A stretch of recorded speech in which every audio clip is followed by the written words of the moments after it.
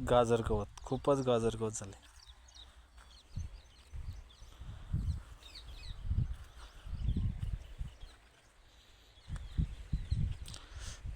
बेडवरती इटविड मॅक्स आणि इटविड आणि टर्गा सुपर मारलेलं होतं, त्यामुळे बेडवरती गवत कमी आहे आणि नालीमध्ये गवताचं प्रमाण जास्त आहे. आता ही आपली SRT शेती आणि हिला लागूनच असलेली,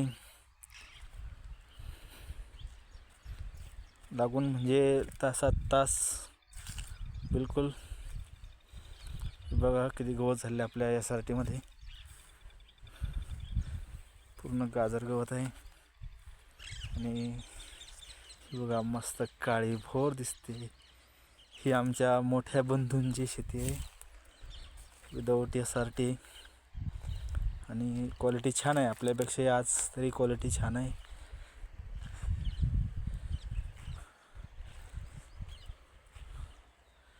काळं भोर दिसते रान, परंतु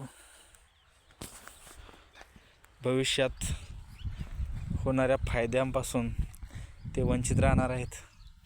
आणि बघा आहे त्यांच्याही शेतीमध्ये आहे गवत, आता खुरपणी करतील.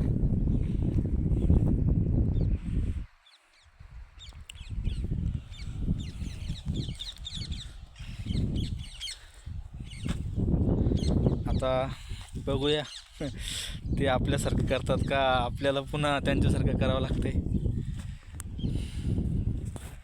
तसं तर पूर्ण विश्वास आहे की तेच आपल्यासारखं करतील. आता याच्यामध्ये स्वीप पॉवर मारणं चालू केलेलं आहे आणि स्वीप पॉवर मारत असताना आपण एक थोडंसं वेगळी पद्धत, म्हणजे आपलं जे प्रमाण आहे स्वीप पॉवरचं, हे प्रमाण 50 ml,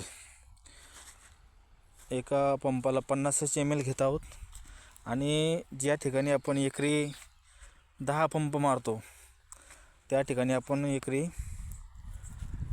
जवळपास 16 ते 17 पंप या ठिकाणी मारतो आहोत. म्हणजे खूप शांततेनं आरामानं फवारणी करतो आहोत. आणि मला माहीत आहे की हे चित्र 8 दिवसानंतर काही वेगळंच राहणार आहे. धन्यवाद. पहिलंच वर्ष आहे.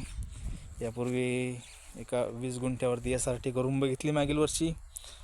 ते बेड मोडावं लागले कारण जे अंतर होतं ते व्यवस्थित नव्हतं आणि चुकीच्या पद्धतीनं बेड पाडलेले असल्यामुळं ते मोडावं